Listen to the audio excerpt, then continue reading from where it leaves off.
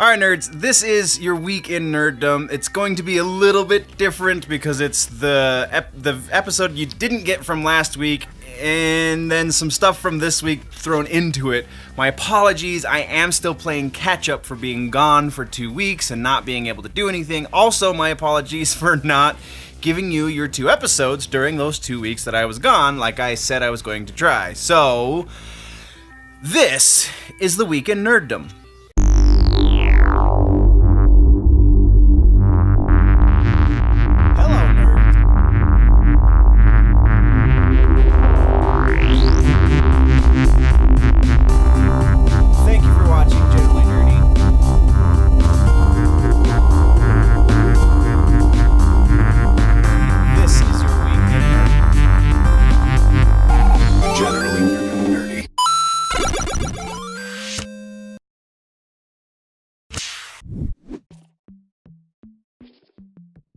Alright guys, before we get into the news, New Orleans was great. I did another adventure in photography, so we've got a couple of things that are just waiting in the wings for me to finish the edits on. We have How to Comic-Con Dink, How to Comic-Con Starfest, Adventures in Photography Dink, Adventures in Photography Starfest. We have at least 2 more interviews from Dink that might actually go up over on Big Show. And then I have Adventures in Photography New Orleans and another gear review. So that's like 7 videos that all need to be done. And I have little to no time to get them done before Comic-Con, which is at the end of the month. And then, long term, we have a new studio space working up. So all of this behind me is going to be changing probably in a couple months. But it's in the works. So that being said, let's jump right into the news. Starting, just like we always do, with music news. And in music news, we have an interesting update from Disney's music.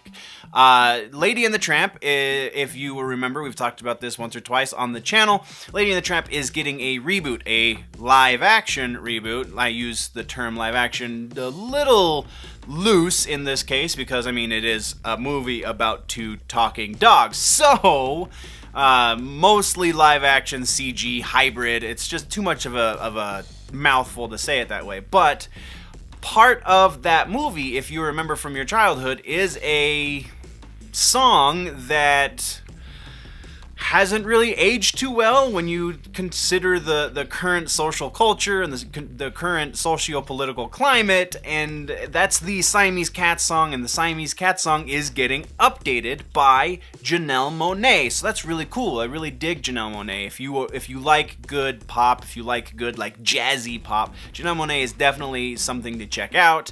And I really am kind of excited to see what she does with that song.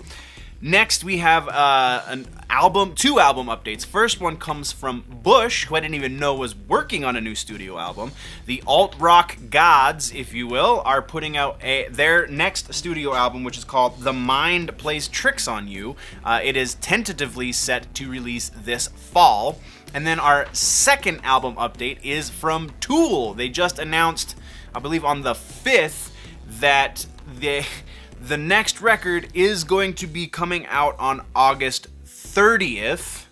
And so, yeah, this is after 10,000 Days, which came out in 2006. So it's been a long time coming. Oh, and also about that Bush record, Gavin Rosdell has said in a couple of interviews recently that they have gone in a more aggressive direction than their most recent outings. So hopefully that's true. Hopefully that is an actual thing that is going to happen, but only time will tell with that. So that is it for music news. Diving headfirst into the news from the television nerd, we are talking about Deadpool Animated series. Yeah, not the same Deadpool Animated series. It's not the one that we were going to get from Donald Glover. That one is officially never going to happen, but we are going to get a Deadpool animated series. According to Rob Liefeld, who took to his Twitter recently, there is actually in the works right now, in production at some stage, another Deadpool animated series. He was super vague on the details, but he said he knows things and is trying to update us, even though he's already kind of given us this update a couple of weeks ago. If you remember, we talked about it in the show. This is a thing that is actively in progress now. So before, when he gave us the update, he said that the upper-ups at Marvel let him know that it was going to happen eventually, and now it's happening sooner rather than later, it would seem. Next is a quickie update from the CW. We got our first teaser for Batwoman. It's really just a panning shot of Ruby Rose in her Batwoman costume. If you follow the link in the description, it is going to take you to the Twitter. It might be up on YouTube, but I haven't seen it up on YouTube yet, so if you want to go look for it on YouTube, have fun, but the link you're going to find in the description is the Twitter account. They slightly changed the way Batwoman looks. It's nothing major, still looks pretty awesome, still really, really anticipating what they're going to do with this show, and we're moving on to The Watchmen. We also got a teaser trailer for The Watchmen from HBO. This one is on YouTube. And this gives us a better feel for what they're saying by remixing the elements of the story. So this is their interpretation of these characters. They are reinterpreting everything about this. This isn't a prequel, this isn't a sequel, this isn't rehashing the exact same beats of the movie or the comic book. This is their own version of this story, and it is made very, very evident by what they have done with Rorschach in this trailer. So if you want to know what I'm talking about, check out the trailer up on YouTube, link in the description. Our final TV update is Birdgirl. For those Harvey Birdman attorney at law fans out there, you are getting a spin-off series called Birdgirl. Birdgirl, who has been voiced previously by Paget Brewster, is going to be continually voiced by Paget Brewster in the new series. It is a spin-off. There's something, I don't know exactly what it is. Harvey is the CEO of a company now, and so Birdgirl, it's really convoluted, and I really like Harvey Birdman, but I don't follow the story all that closely. But if you're interested, that is in the works. No announcement just yet on when it is going to launch on Adult Swim, but it is going to be an Adult Swim show, so stay tuned for that. Kicking on over to movies, we are talking about Suicide Squad, and there has been a fantastic, in my opinion, potential addition. This is still early in negotiations, but they are trying to get Michael Rooker to play King Shark, which is a kind of a mainstay character in the comic book version of these superheroes, so that's pretty awesome. He actually was supposed to be in the first Suicide Squad movie, but they replaced him for reasons with Killer Croc. And we saw how that turned out. Hopefully this is a good sign of things yet to come. Next is a kind of a big announcement from Netflix and Dark Horse. Dark Horse just inked a deal with Netflix that any Dark Horse property gets a first look. It's a first look contract. So anything that Dark Horse puts out, Netflix gets the first look. Netflix gets the first option to produce, to release, whatever, anything with a Dark Horse character in it. So is this Netflix pushing to compete with Disney Marvel? Possibly. Is this Netflix just trying to capitalize on the Umbrella Academy success? Very likely.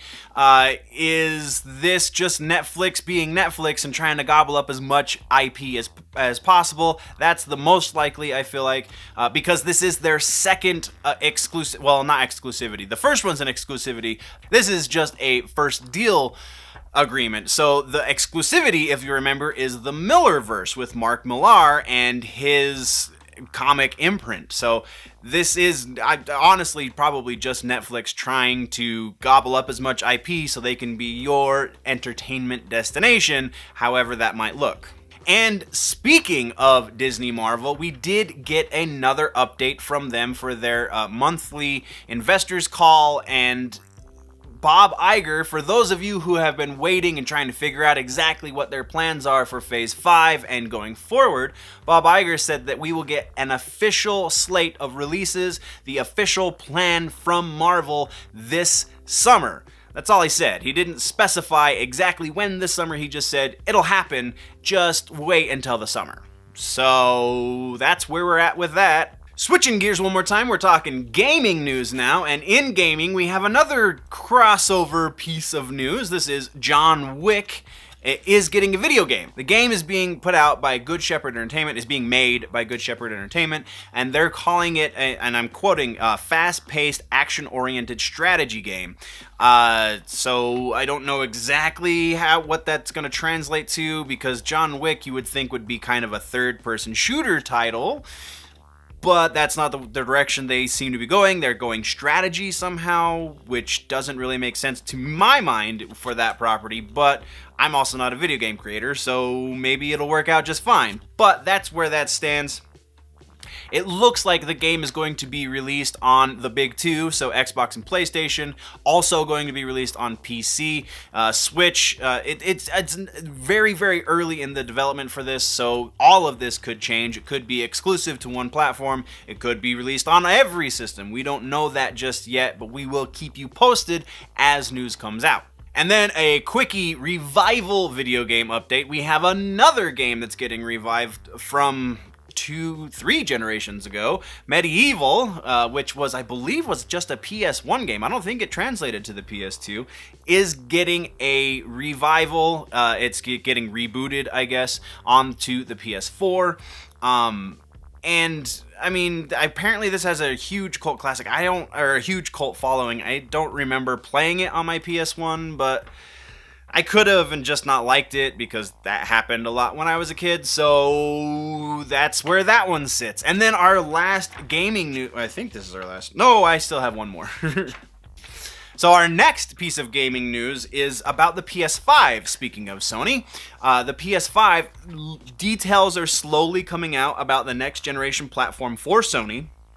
And the little bit that we know so far is that it will be backward compatible, though right now they're only saying backward compatibility with the PS4, so that's kind of lame. But it also has been built on AMD technology that is derived from the Ryzen 3 processor, the family of processors, the Ryzen 3 that Sony or that AMD has developed, and their unreleased graphics card called the Navi.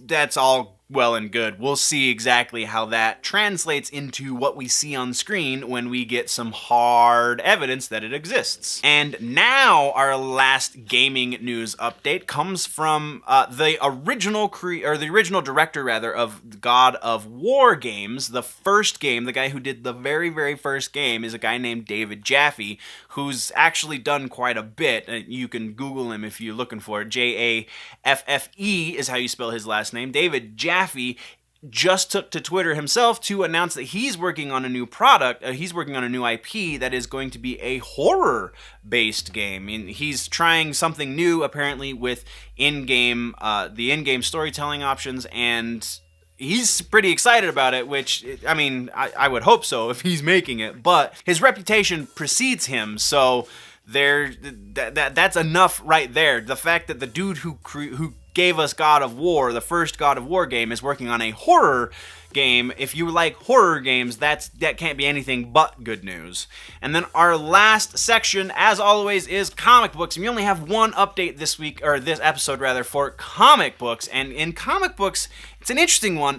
Oni Press and Lion Forge Comics are merging. They're becoming one company. The Mucky Mucks, the higher-ups, the people who are in charge of this, said that the reason they're doing it is so that they can create a more creator-friendly environment, so that they can focus more on making their employees happy, which is a good thing.